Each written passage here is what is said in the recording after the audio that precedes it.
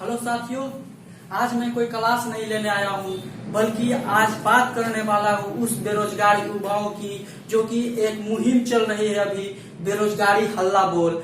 RRB, hashtag RRB, hashtag NTPC, hashtag SSC GL, hashtag group D, ये सब को Twitter पे एक मुहिम चलाया जा रहा है, जिसके माध्यम से हम युवाओं के जिस तरह से दबाया जा रहा है उसको आगे करने की कोशिश और इस मीडिया को बाइकआउट करने की कोशिश। और ये मोदी की जो मन की बात आती है, मन की बात नहीं सुनो, युवाओं की दिल की बात सुनने की कोशिश करो। तो चलिए आज उसी पे हम लोग चर्चा करते हैं दोनों मिलकर। तो चलिए आज उसको देखते हैं किस तरह से मीडिया इसको बाइकआउट करते हैं और सरकार को कैसे कैसे डिबेट करते हैं और कैसे कैसे इसको डिस्क्राइब करते हैं कि हम युवाओं पर कितना अत्याचार किया जा रहा है। कि पहले कहा जाता था कि राम राम कह गए सिया से, ऐसा कल युग आएगा, लेकिन आज के जमाना में कहा जाता है कि राम राम कह गए सिया से, ऐसा पीएम आएगा, सरकारी कंपनियां बेच के क्या मंदिर में घंटा बजवाएगा। तो ऐसी हमारी स्थिति हो गई है और ऐसी हमारी जो युवाओं की जो शक्ति है वो घटती चली जा रही है। युवाओं सुसाइड करने पे, आत्महत्या करने पे तली हुई है, क्योंकि मुझे कोई अवसर ही नहीं मिल रहा है। अवसर मिले तब तो कुछ करे। लड़का को देखते हैं अगर जाता है पटना वाली सड़क पे तो इतना सारी भीड़ में, इतनी गर्मी में, लेकिन वो कभी अपने से हार नहीं मानी। लेकिन अगर हार मानती है तो सिर्फ और सिर्फ इस सरकार और मीडिया की वजह से, क्योंकि सरकार इस पे कोई ध्यान नहीं देती है और इसका कोई वैकेंसी नहीं देती है। वैकेंसी देती भी है तो 2 साल 3 साल लगा देते हैं। जैसे आज बिहार एसएससी की बात कर लेते हैं, जो कि 2012 या 13 में वैकेंसी आई थी, उसका अभी तक कोई क्लियर नहीं किया है, न उसका रिजल्ट पब्लिश किया है। क्या है सरकार कैसी क्या कर रही है। और चाहे तो बिहार का आप देख लीजिए, बिहार की शिक्षा स्तर को इतना गिरा दिया है कि उसका कोई जवाब ही नहीं है। अब बोलता है कि अगर मैट्रिक में कोई पास होता है तभी पास है, फेल है तो ही पास है। अरे भाई, अब सरकार है तो सरकार जैसे काम करिए, ना कि शिक्षा को गिराने का काम कीजिए। इससे हमारे सभी देशवासियों को पर बहुत बड़ा असर पड़ता है, क्योंकि एक देशवासी अगर जागरूक हो जाए तो सबको एक साथ लेकर अगर चलते तो इस सरकार को बहुत सारे सबक सिखा सकते हैं। और इस सरकार जो शिक्षा को गिराने की कोशिश कर रही है उस सब को दिखाने के लिए आज हम मीडिया की बात करने वाले हैं। दोस्तों, एक बात मैं आप लोग से और उस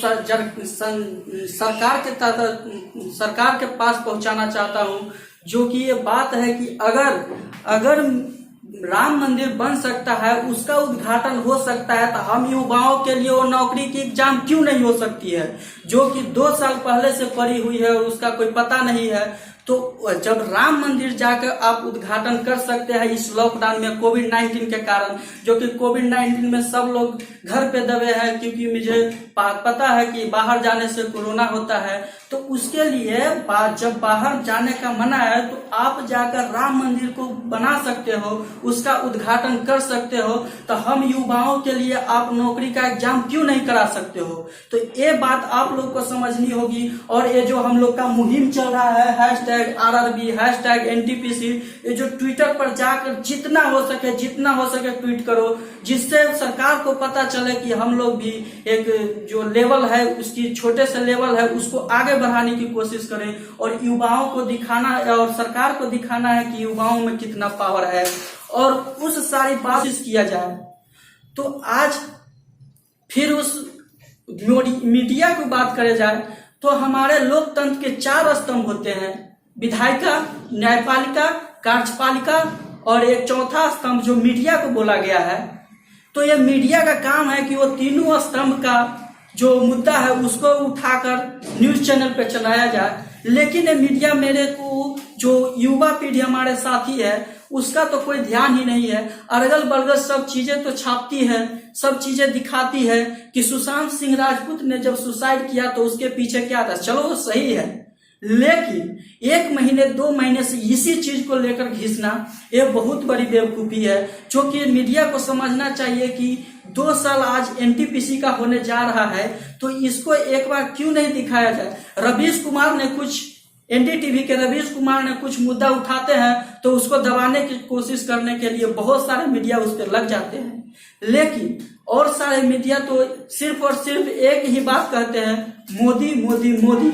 अरे ये मोदी क्या है, अगर हमारे देश की युवा में जो जनता में जो शक्ति है वो मोदी में नहीं है, क्योंकि सिर्फ और सिर्फ मोदी मोदी जाते हैं संसद में तो बोलते हैं कि 10 बार ताली बजाए, 20 बार ताली बजाए।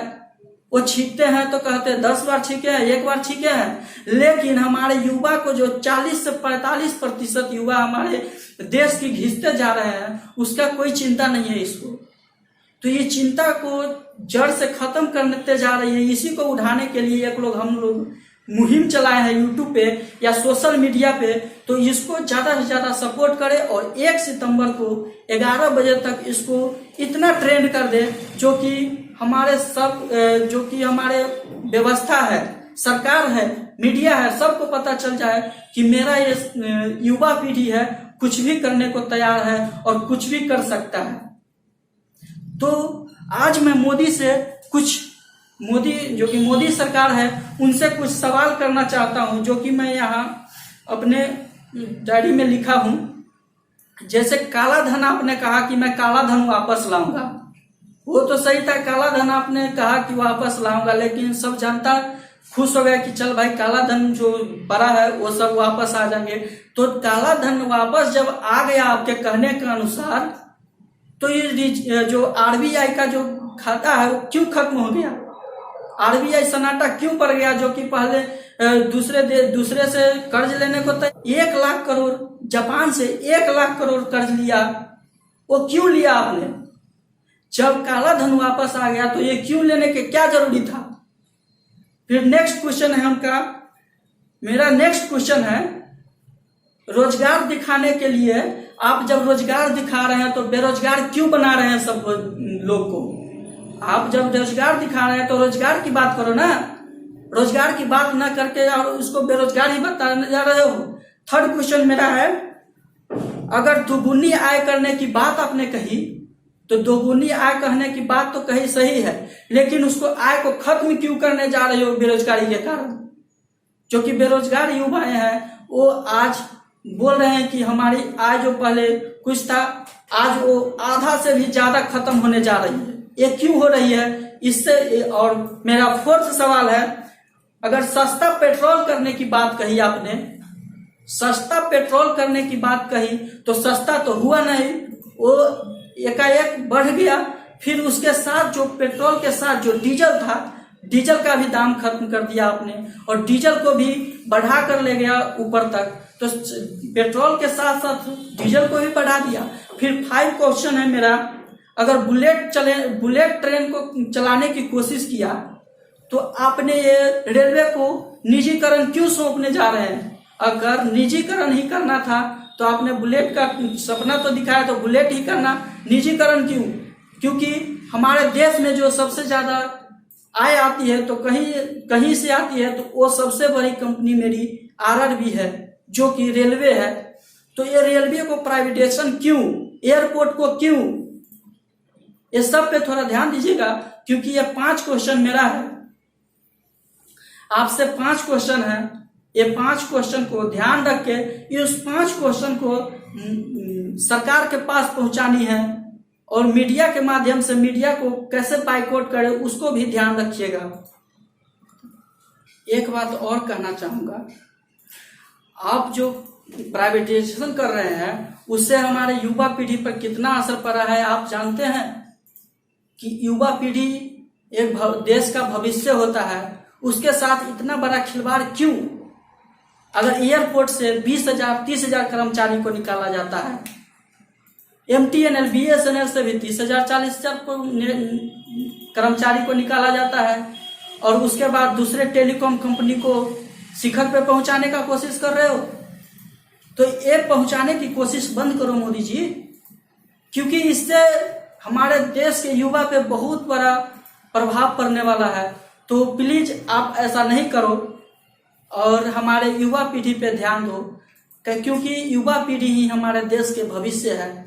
तो इसकी चिंता करो, ना कि उस टेलीकॉम और कंपनी की, जो कि रिलायंस 399 का प्लान आज 599 कर दिया है, जो कि लॉकडाउन में सबकी अर्थव्यवस्था खराब होती चली जा रही है, और उस टेलीकॉम कंपनी को आपने बढ़ावा देकर और ऊंचा कर दिया। ऐसा क्यों किया आपने?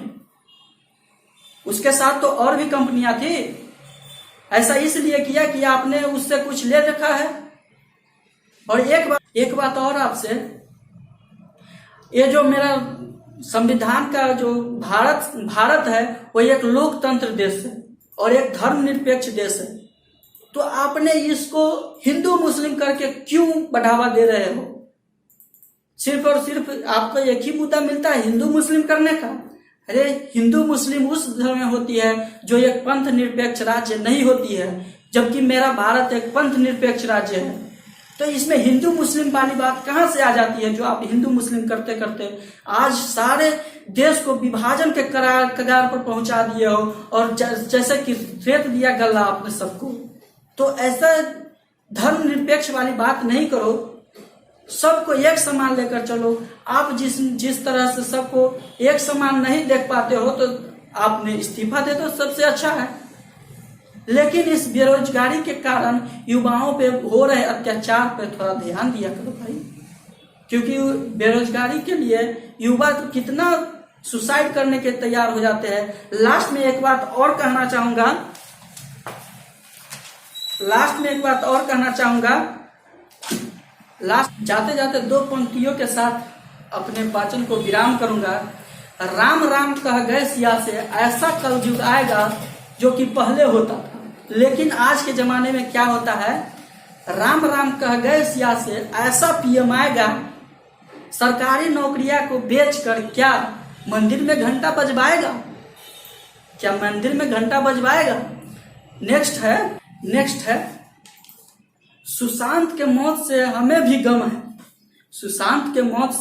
भी गम है, लेकिन एक सुशांत के चले जाने से और कितना सुशांत बनवाओगे इस सरकारी नौकरी के लिए?